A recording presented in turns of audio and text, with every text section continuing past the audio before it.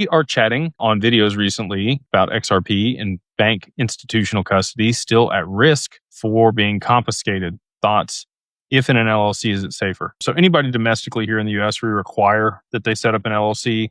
We did just roll out the ability to onboard international people in their personal name as an individual. So if you're in Canada, the UK, or another jurisdiction where it's hard to set up a corporation, but you want to work with digital wealth partners, you can reach out and they can establish a individual account for international people. Domestically, it's still the LLC. Multi-sig is what I would say.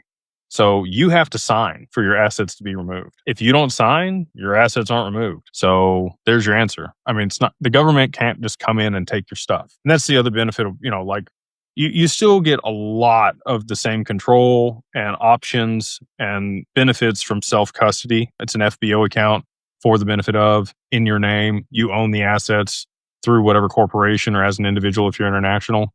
They're at Anchorage. It is your own segregated wallet. So, I don't think there's a way that the government could come take your stuff, nor do I think they're going to want to. I think that that's just people fear-mongering. The US government, I think, has plenty of their own XRP. They don't need yours. When I went to Ripple and said, hey, can we lend you XRP and, participate in ODL?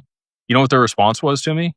We have 4.8 billion XRP. Why do we need yours? That might change, but at the time, a couple years ago, that was their answer. I think the government feels the same way. They don't need our crypto.